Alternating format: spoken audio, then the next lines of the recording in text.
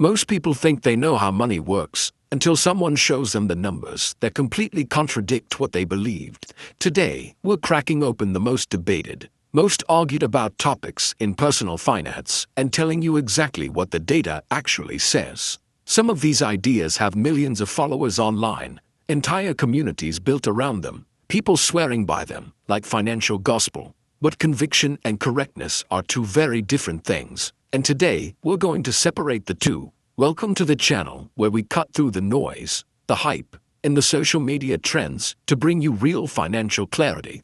If you're new here, hit that subscribe button right now because we do this kind of breakdown regularly and you don't want to miss what's coming. Let's start with something that has an incredibly passionate fan base and a whole ecosystem of content built around it: dividend investing. Walk into any investing forum online, and you'll find people treating dividend stocks like the holy grail of building wealth and financial freedom. And honestly, the appeal makes complete sense when you think about it from a beginner's perspective. The concept is beautifully simple.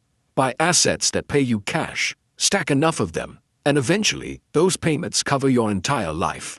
That clarity, combined with the dream of passive income, makes dividend investing feel like the most logical path to financial independence. There's also a widely held belief that dividend-paying companies are somehow safer, more stable, and a smarter bet than chasing growth.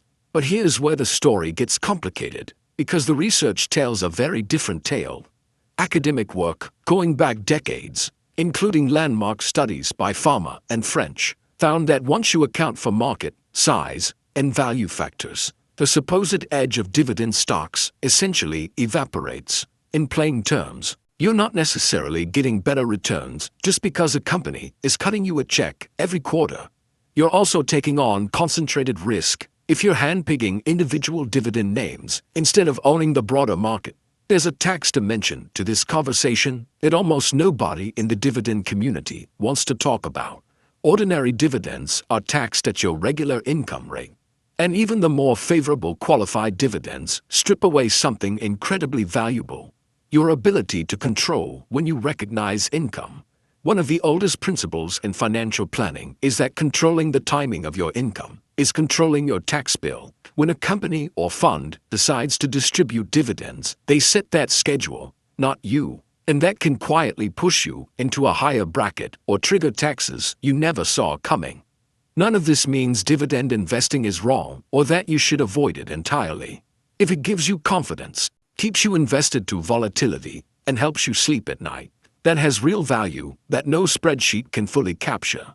But the mistake is treating it as the only intelligent path or believing it's automatically superior to simply owning broad, low-cost index funds. Index funds give you the whole market, capture growth-oriented companies that reinvest profits instead of paying them out, and tend to be far more tax-efficient over a long time horizon.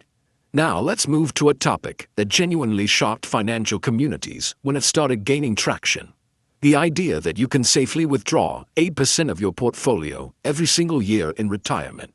The logic goes like this: assume your portfolio grows at 12% annually, subtract 4% for inflation, and pocket the remaining 8% without ever touching your principal. Sounds like a clean, simple formula for a stress-free retirement, right?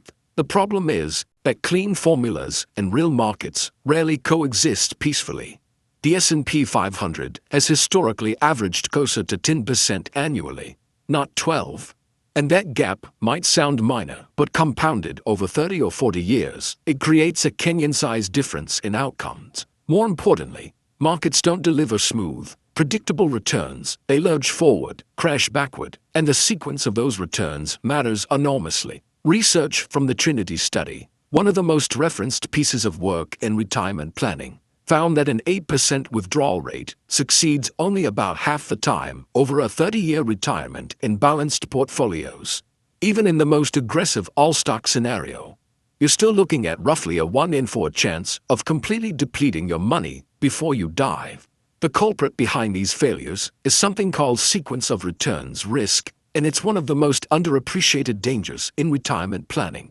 If your portfolio takes a significant hit in the early years of retirement while you're still pulling out 8% annually, The math can become almost impossible to recover from, even if markets roar back afterward. Retiring into an average market downturn in year one of an 8% withdrawal strategy could mean running out of money more than a decade earlier than planned. That's not a minor inconvenience. That's a catastrophic outcome for someone who saved their entire life. The data consistently points to a 4 to 5% withdrawal rate as a far more reliable foundation for retirement income planning. But even that number isn't universal, because your tax situation, your account types, your other income sources, and your risk tolerance all shape what the right number actually looks like for you specifically. The final topic we're tackling today has been exploding in popularity, especially among younger investors building wealth for the long run. It's the idea of going 100% equities every single dollar invested in stocks, often specifically in a single S&P 500 index fund, forever. The ticker VOO has practically become a personality type in investing communities, with people pledging to hold nothing but that one fund from their first paycheck to their last retirement withdrawal. The appeal is real. The S&P 500 has produced outstanding long-term returns. The strategy requires almost zero ongoing decisions, and it eliminates the fear of missing out on stock market gains. But there's a critical distinction that most people promoting this strategy completely gloss over, and it's the difference between risk tolerance and risk capacity. Risk tolerance is about your emotions. How much of a drop can you watch without panicking and selling? Risk capacity is about your financial reality. Whether you can actually afford to wait years for a recovery if one hits at exactly the wrong moment. Those two things are very different, and confusing them is where 100% equity strategies can quietly destroy decades of careful saving. The S&P 500 has had periods where it took over a decade to recover its previous highs. And if you are retired or approaching retirement during one of those stretches, time is not on your side. Research from Morningstar and others consistently shows that real investors dramatically underperform the funds they're invested in because they sell during panic and buy back in after the recovery. A mathematically optimal strategy means nothing if you emotionally abandon it at the worst possible moment, which most people historically do. There's also a deeper philosophical question here. Once you've built genuine financial independence, is maximizing returns still the right objective? Or does protecting what you've built become more important? At a certain point, the game shifts from accumulation to preservation, and a portfolio built purely for maximum growth may carry more risk than someone who no longer needs to grow aggressively should be taking. Balance between growth and protection isn't a sign of weakness, it's a sign of financial maturity.